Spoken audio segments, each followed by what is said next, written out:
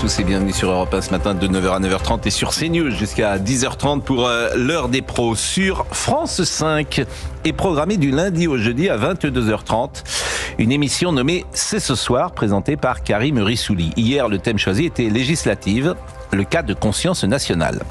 Sur le plateau était invité Pascal Blanchard, que vous voyez ici, historien, classé à gauche, pourfendeur à chaque débat du Rassemblement national.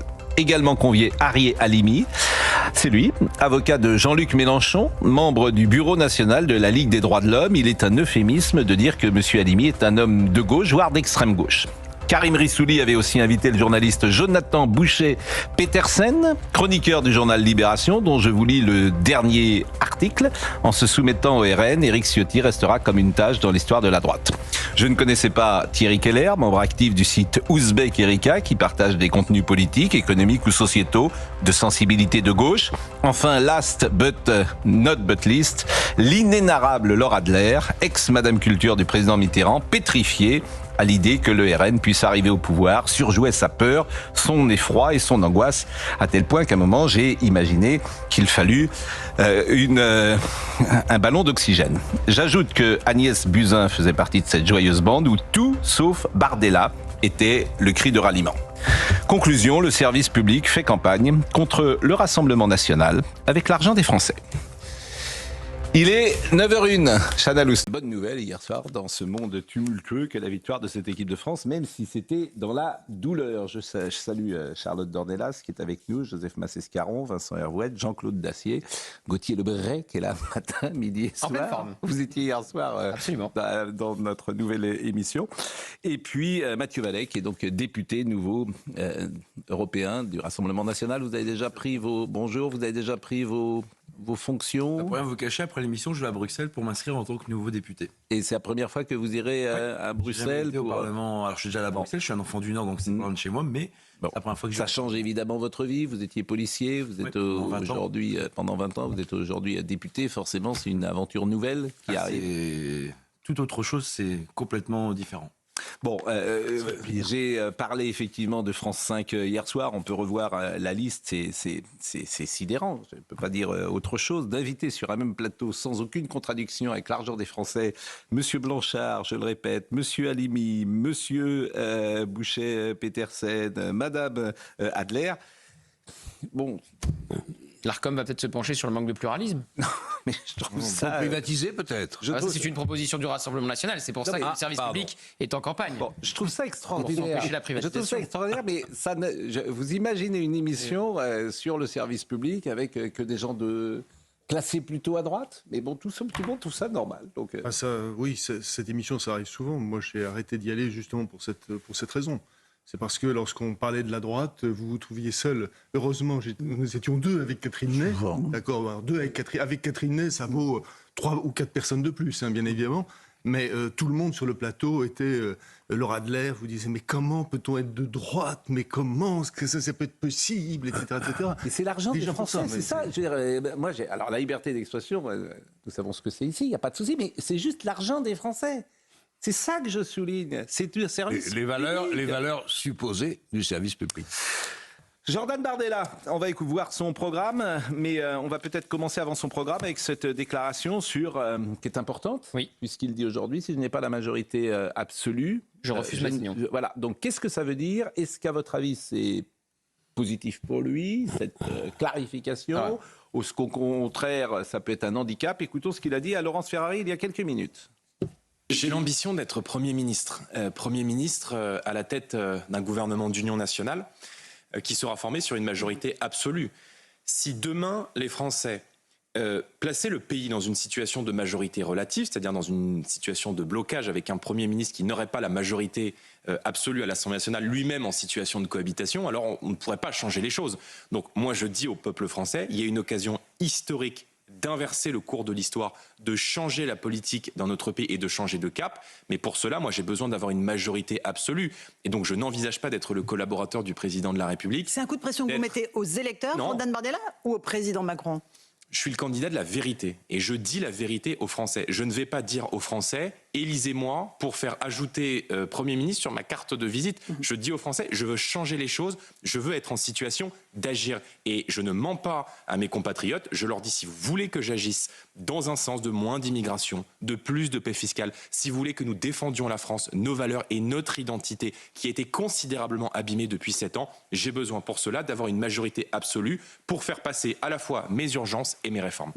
Décryptage, Gauthier Lebray. C'est déjà un appel à la mobilisation. C'est un électrochoc fait aux électeurs. Vous voulez le Rassemblement national au gouvernement, vous voulez Jordan Bardella à Matignon, il faut aller voter. Je le refuserai en cas de majorité relative.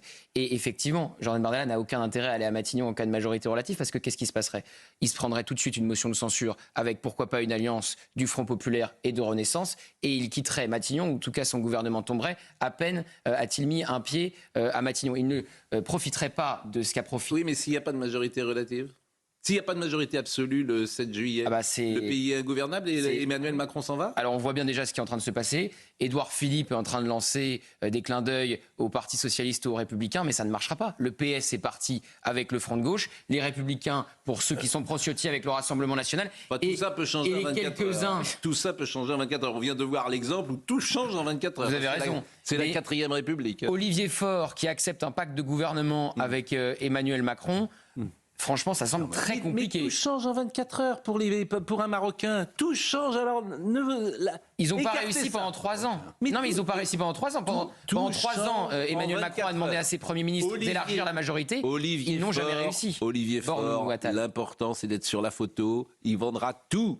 Et j'étais d'accord avec vous sur la NUPES, mais là, le faire rentrer au gouvernement avec un pacte de gouvernement qui irait du PS aux Républicains. À votre avis, ça sert...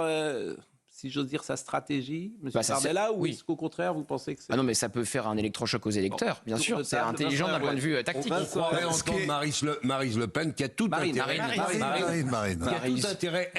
qui a tout intérêt, elle, à choisir la date de 2027, s'il n'y a pas de majorité absolue au Parlement. Vous pensez donc que c'est stratégiquement... C'est une incitation forte aux Français de voter pour le Rassemblement national. Si ça ne doit pas se produire, s'il n'y a pas de majorité absolue au Parlement, le rendez-vous, il est 2027 ou avant. Parce que la France sera de toute façon difficile à gouverner. On le voit bien en ce moment. Peut-être le président de la République prendra-t-il une décision qui le comportera en direct. On verra. Tout le monde a bien compris que s'il y avait une majorité relative, on basculait dans l'inconnu et dans un bordel permanent, parce que ni le front de gauche, ni le ni... C'est moi. Non, mais je dis les noms pour les amis d'Europe 1 parce que nous sommes à la radio. Si vous avez écouté Europe 1 ce matin, Alexis Brézé a levé un lièvre qui m'a été passé complètement inaperçu. C'est-à-dire qu'il ne faut pas imaginer que la démission d'Emmanuel Macron, éventuelle, avec une assemblée ingouvernable où aucune majorité ne tiendrait, remettrait les compteurs à zéro. Parce que l'assemblée qui sera élue dans 15 jours... elle est là pour durer 1 an, minimum, quoi qu'il arrive.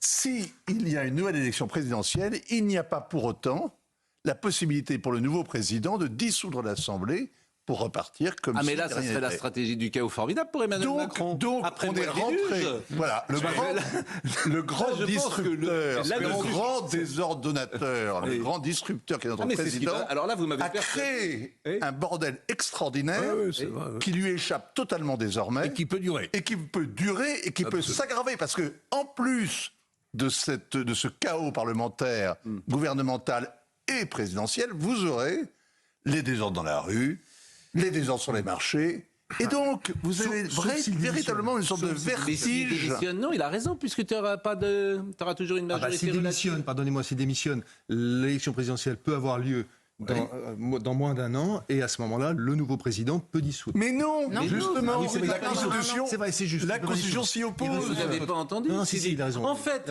Emmanuel Macron, c'est formidable. Pour lui, c'est le grand chaos. Je m'en vais. Voilà. Après moi, le déluge.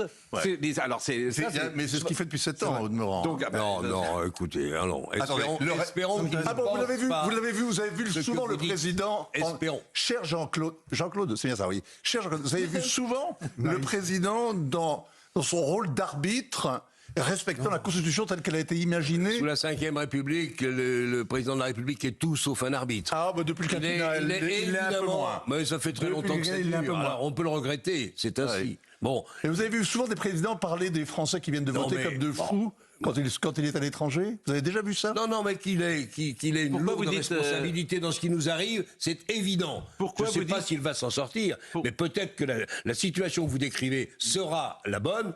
Ce sera triste pour ce pays. On peut imaginer d'autres scénarios quand même. Néanmoins, il nous a mis dans une situation pour le moins compliquée. Si pas de majorité, l'article 16 quand même. Par exemple. Article 16. La présidente. Par exemple. Non mais article 16. Mais ça bien existe. sûr. On Ça sera en existe, Suisse. l'article. Comment? On sera en Suisse. Bon. Ça sera très bien. Bon, Aucun problème. on rappelle l'article 16 peut-être, hein, monsieur Lebret? Là, vous me séchez. Oui, je vois bien tout à l'heure, depuis tout à l'heure, je vois bien le piège énorme qui est C'est les tendu. pleins pouvoirs. C'est les pleins pouvoirs. C'est encore les C'est pouvoirs. les pleins pouvoirs. Bon, c'est les pleins pouvoirs. Bon, Mathieu Vallet qui est Il a reçu un texto. député. Je vois très bien la manœuvre. Je vois très bien la manœuvre. Vous êtes en sachant de la veille, mais même pas en sachant de la veille, en sachant du quart d'heure dernier. Il reçoit un texto, article 16, plein pouvoir au président. L'article 16, vous savez ce que c'est que l'article 16? Parce que moi je le sais, j'ai sur mon portable. Monsieur Lebret. Non mais vous savez, c'est pas un sachant de la veille. D'abord, l'expression de Proust, c'est les savants de la veille. C'est-à-dire quelqu'un qui sait quelque chose depuis quelques minutes, il le dit aux autres comme s'il le savait depuis toujours et il dit t'es pas au courant? Oui, bien sûr. Il la veille. C'est ce que vous venez de Proust, qui est un génie, avait appelé ça les... Comment? Il suffit de payer ses dettes. Moi, je l'ai appris, c'est Alexis Brézet. Non, mais sur Europe 1, ce matin. Vous avez qui m'a appris. Bon. Donc ça s'appelle les savants de la veille. C'est qui les pleins pouvoirs, Emmanuel Macron, qui propose ça? Mais ces personnes, donc vous inventez dans votre délire parce que vous avez peut-être mal dormi ou pas dormi et que je pense qu'il faut vous reposer. Mathieu Vallet. C'est cela, oui. Moi, je pense que c'est un moment historique. Soit les Français ont le choix entre le Rassemblement pour l'amour de la France qu'on représente, soit vous avez le choix entre le Front anti-France. Et je vous donne un exemple très simple. À Trèbes, dans la première circonscription de l'Aube, ils ont quand même osé investir Philippe Poutou dans une ville où Arnaud Beltrame, il y a 6 ans, a donné de sa vie, ce gendarme, pour protéger celle d'une otage face à un terroriste islamiste. C'est vrai que c'est pas brillant. En réalité, ces personnes qui veulent arriver au pouvoir de l'extrême gauche et cette nouvelle alliance de la carpe et du lapin, ils piétineront les policiers et les gendarmes, ils leur cracheront à la figure et après les avoir démoralisés, les démobiliseront et ils les démoliront. Et moi, ce que je veux vous dire, c'est que quand à Avignon, vous avez Raphaël Arnaud, le militant antifasciste violent qui est fiché S, qui est investi dans la première circonscription, quand en région parisienne, vous avez des candidats militants anti-flics assumés qui le font aussi. Le choix, il est très clair pour les Françaises et les Français. Soit ils veulent un parti comme le nôtre, qui aimons les Français, qui aimons ceux qui protègent la France et qui les défendront et qui auront le courage de réarmer le pays, soit vous aurez le chaos et le désordre, tel que les antifas dans les rues prendront la place des policiers, puisque vous avez vu qu'ils veulent désarmer la police, plus de LBD, plus de Et grenades. Soulèvement de la Terre a appelé en cas de Soulèvement la victoire Terre. démocratique. Dès qu'il s'agit de casser du flic et de casser l'outil des agriculteurs et des commerçants, ils sont toujours présents. Cette Soulèvement gauche de la hétéroclite Terre. n'a pas encore gagné les élections. Soulèvement heureusement. de la Terre en cas de victoire démocratique a appelé à contester par la violence le résultat des urnes. Charlotte Dornelas qui n'a pas parlé et puis après on va écouter Jordan Bardella qui a réagi sur Kylian Mbappé et puis la prise de parole des grandes consciences de ce pays, Anne Sinclair, Bérénice Bejo, Kylian Mbappé, tous ces gens. D'ailleurs, je vous lirai tout à l'heure ce que dit de ces prises de parole. C'est très intéressant d'ailleurs, Ariane Nouchkine. Non mais alors je vais rebondir sur ces prises de parole. L'argument que je n'ai jamais compris, il n'est pas nouveau. Hein, d'ailleurs, on sent qu'il y a un peu une peine à trouver de nouveaux arguments. C'est celui de la division. Ils sont contre les gens qui divisent. J'aimerais vraiment bien qu'il y en ait un qui nous explique ce que veut dire cette phrase. Parce que le débat démocratique, c'est la division. La proposition politique, c'est la division. Par définition, quand vous proposez une manière de répondre à des problèmes, vous prenez le risque de diviser puisque tout le monde n'est pas d'accord avec vous. C'est précisément le choix démocratique repose sur la division de nos idées, de nos arguments. Et par ailleurs, je ne pense pas qu'on puisse aujourd'hui, parce qu'il y a une division qui peut inquiéter, c'est-à-dire celle de la fracturation du peuple français. Je crois qu'on est dans un état qui fait qu'on peut difficilement accuser tel ou tel de diviser plus qu'un autre. Bon, non mais là où vous avez raison, c'est que j'entends ces mots-là de gens, honnêtement, je ne vais pas les citer, qui ne sont pas très efficaces et qui sont des perroquets de phrases qu'on entend depuis des années, il ne faut pas diviser, etc. Mais tout ça ne veut rien dire et vous avez sans doute raison et vous l'avez mieux dit que moi. Est-ce qu'on peut écouter un deuxième passage de Jordan Bardella ce matin? Alors, soit sur Kylian Mbappé, cette prise de parole des consciences, entre guillemets, allons-y. S'ils appellent à voter contre les extrêmes, je me sens pas visé. Vous savez, moi, j'ai beaucoup de respect pour nos footballeurs et que ce soit pour Marcus Thuram ou pour Kylian Mbappé, qui sont des icônes du football et des icônes pour la jeunesse. Je ne savais pas que le maillot de l'équipe de France était le maillot du gouvernement. Je trouve ça un peu dommage. Mais bon, voilà, je pense qu'il faut vraiment respecter chacun.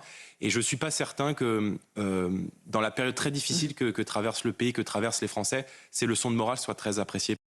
Alors, Ariane Mnouchkine, je l'ai cité plusieurs fois, mais je vais citer un peu plus longuement ce qu'elle a dit. Nous, gens de culture, avons lâché le peuple. Elle l'a écrit dans une tribune publiée par Libération. Nous n'avons pas voulu écouter les peurs, les angoisses. Quand les gens disaient ce qu'ils voyaient, on leur disait qu'ils se trompaient, qu'ils ne voyaient pas ce qu'ils voyaient. Puis, comme ils insistaient, on leur a dit qu'ils étaient des imbéciles. Puis, comme ils insistaient de plus belle, on les a traités de salauds. Aujourd'hui, conclut Ariane Mnouchkine, je ne suis pas certaine qu'une prise de parole collective des artistes soit utile ou productive. Une partie de nos concitoyens en ont marre de nous, marre de notre impuissance, de nos peurs et de notre narcissisme, de notre sectarisme et de nos dénis. Et c'est une femme de gauche, voire très à gauche, qui dit ça. Mais moi, je la connais un peu, Ariane Mnouchkine. C'est la gauche romantique, c'est la gauche de Victor Hugo. C'est pas du tout la gauche d'aujourd'hui. C'est autre chose. C'est une sorte de gauche fantasmée, parfois idéaliste en tout cas. Et sa prise de parole est formidable parce que c'est une dame de très grande qualité, qui a d'ailleurs une carrière... Et de très grand courage. Néanmoins tardive. Et du courage aussi. Néanmoins tardive. Pourquoi ? Mais mieux vaut tard que jamais. Je pense que le monde de la culture qui nous entretient effectivement dans une vision de la France qui ne correspondait pas tout à fait à ce que pensaient certains Français, ils auraient pu se réveiller un petit peu avant et avoir une vision plus proche de la réalité de celle qu'ils défendent depuis des années. Elle va à rebours de tout son milieu, c'est déjà énorme. Mais on va pas chipoter, c'est bien ce qu'elle dit. Mais bien sûr, non mais c'est surtout vrai. Je pense qu'elle a raison. Bien sûr que les gens en ont marre de leur narcissisme. Oui, on est d'accord. Quand j'ai entendu Bérénice Bejo dans l'émission Quelle époque, t'as envie de lui dire, mais mon Dieu, on est d'accord. Mon Dieu, quitte ton petit arrondissement. Tu n'es pas confronté à la réalité de ceux qui gagnent 900 € par mois. Moi non plus d'ailleurs. Non. Mais bon. Moi non plus, mais je ne donne pas des leçons à ces gens-là. Je les méprise pas comme ces gens-là. Il y a 33% des gens qui ont voté pour le Rassemblement national. Et vous avez Bérénice Bejo qui est là en train d'avoir peur et d'être effrayé de ce qui arrive. Ces gens, je pense, pour le public, sont insupportables. Le grand divorce entre ce monde-là et les Français, c'est quand même l'immigration et le cortège qui va avec. Bien sûr. C'est quand même ça le problème. D'ailleurs, Pascal Pro, je rebondis sur ce que vous dites. Pourquoi Jordan Bardella, dans un second temps, fera cette réforme des retraites qu'on abrogera? Moi, ma mère, elle a travaillé, elle a commencé à travailler à l'âge. Non, mais attendez, je termine. Non, mais Jean-Claude.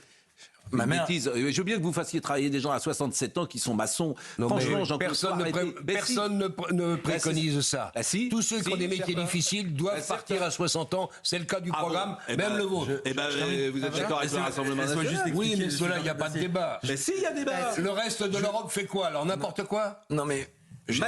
J'explique rapidement. Non, mais c'est Jean-Claude qui intervient. Ouais. Ah oui, moi aussi. On va laisser son droit. Moi, ma mère a commencé... Manifestement non. Pas de moi. Je l'adore. Moi, je peux... non, Pascal Pro, plus sérieusement... Non. Moi, je vous dis simplement que moi, ma mère a commencé à travailler à l'âge de 14 ans. Elle n'a pas eu la chance d'avoir une carrière rectiligne ou un engagement dans le privé rectiligne à faire 40 annuités sans discontinuer. Elle n'avait pas de diplôme. Elle est issue de l'immigration espagnole. Elle a donné, à chaque fois, elle n'a pas resté dans l'oisiveté ou elle n'a pas voulu vivre de l'assistanat. Et finalement, elle a été démolie, elle a été cassée par le travail. Elle est aujourd'hui malade et elle continue à travailler à l'âge de 58 ans. Et ce que nous, on dit, c'est que dans le temps des réformes, on permettra aux gens de partir de 64 ans, on passera à 62 ans. Et pour ces gens courageux qui sont cassés par le travail et qui n'ont même pas, quand ils vont avoir leur retraite, la possibilité de récupérer évidemment leur santé, mais au moins qu'ils puissent ménager leur monture et profiter un peu du fruit d'un engagement de travail, ils pourront partir s'ils ont travaillé à l'âge de 20 ans à 60 ans. C'est une mesure de justice sociale, c'est même pas un privilège ou un droit, c'est un devoir de la nation d'utiliser l'argent de l'État pour être solidaire avec ceux qui toute leur vie n'ont pas vécu d'assistanat, ont sacrifié leur vie pour le travail, à la sueur de leur front, ont obtenu à la fin du mois le peu qu'ils pouvaient pour faire vivre leurs enfants. Parce que moi j'ai vu ma mère se sacrifier pour moi. Pardon, c'est bon. Parce que, on est d'accord là-dessus. Il n'y a même pas de débat. Il n'y a même pas de débat. Allez, ça suffit. Mais non, mais j'avais compris. Nous avions compris. Bon, en revanche, on va voir le programme, parce que le programme de Jordan Bardella, et ça va être intéressant aussi de voir le programme des gens de la gauche, de savoir précisément. Ah bon, on l'a vu, le programme du Front Populaire, il est sorti. Il coûte 300 milliards. Oui. 300 milliards.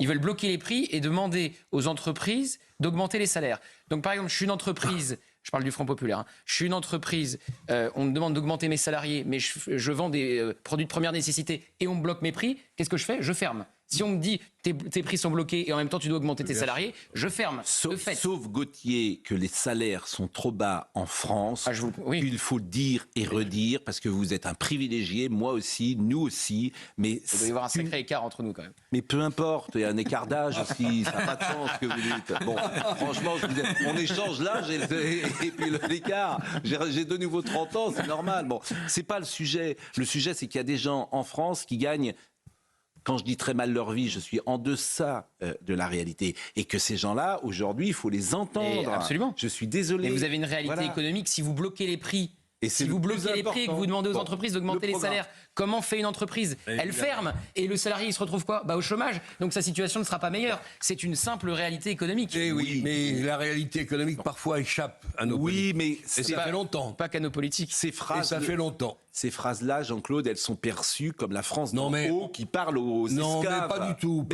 parce que la majorité des pays européens ont augmenté l'âge de la retraite pour une raison simple, c'est qu'on vit plus longtemps partout en Europe, donc il est normal qu'on en tienne compte. Sinon, vous ne le financez pas. Oui. Le rapport du corps est tout à fait exemplaire. Il n'y a pas un centime de bénéfice avec la réforme. Jusqu'en 2000, combien ? 30 et quelques. Donc voilà, il faut savoir ce que l'on veut. Non, mais l'équilibre de la réforme, vous l'oubliez. Voilà, avec les concessions à l'époque faites aux Républicains qui s'étaient acheté un bilan de socialisme, c'est terminé. Ce que je veux vous dire, c'est que des personnes qui ne font pas un métier pénible travaillent plus, nous sommes d'accord, mais que des gens qui font un métier pénible et qui arrivent à 59 ans, comme... Et personne ne le conteste, mais si, il y a beaucoup de gens qui le contestent. Mais non, il y a beaucoup de gens aujourd'hui, qui la loi Et si le but c'est de faire fermer les entreprises, il faut le dire tout de suite, c'est les entreprises qui créent de la richesse dans ce pays. Oui, mais toutes ces phrases-là, je vous le répète... Mais la paupérisation de la classe moyenne... Mais elle existe aussi. C'est une réalité massive. Mais évidemment. Bon, le programme de M. Bardella, je vous propose de le voir avec Clotilde Paillet. Il nous reste 2 minutes 25 avant la pause. Dans sa feuille de route, le président du Rassemblement national distingue 2 grandes catégories, les mesures d'urgence et le temps des réformes. Priorité au pouvoir d'achat, car son premier acte serait d'abaisser la TVA à 5,5% sur les énergies et le carburant. Pour financer cela, Jordan Bardella compte abaisser de 2 milliards d'euros dès cet été la contribution de la France au budget de l'Union européenne. Deuxième mesure, engager des négociations avec la Commission européenne pour déroger aux règles de tarification de l'électricité. Et enfin, exonérer d'impôts sur le revenu les médecins qui reprendraient une activité après leur retraite. Autre mesure d'urgence, l'immigration et la sécurité. La feuille de route prévoit le rétablissement des peines planchées dans certains cas, la suspension des allocations familiales pour les familles de délinquants récidivistes et enfin une loi d'urgence pour l'immigration présentée à l'Assemblée nationale. Selon le président du Rassemblement national, l'automne serait le temps des réformes. Tout d'abord l'abrogation de la réforme des retraites d'Emmanuel Macron, des états généraux de la simplification administrative pour les entreprises et une conférence avec les partenaires sociaux pour évoquer le niveau des salaires. Jordan Bardella a déclaré vouloir attendre 2027 pour certaines mesures, car selon lui, il faudrait faire des choix. On va marquer une pause et saluer Thomas Hill qui nous attend à Europe 1. Bonjour Thomas, je précise d'ailleurs que sur Europe 1, entre 16h et 18h désormais, on peut écouter une émission d'actu organisée, animée par notre ami Cyril Hanouna, dans laquelle Gauthier Lebret effectue un de ses multiples interventions quotidiennes. Est-ce qu'il arrive à Gauthier Lebret de se reposer parfois ? Non. Mais en fait, non, mais la vérité, c'est qu'ils sont 2. Voilà, ils sont des jumeaux. Donc parfois, on a Gauthier Lebret et parfois son frère Robert. Qui est là, et on ne sait jamais quel est celui qui travaille. Merci Thomas.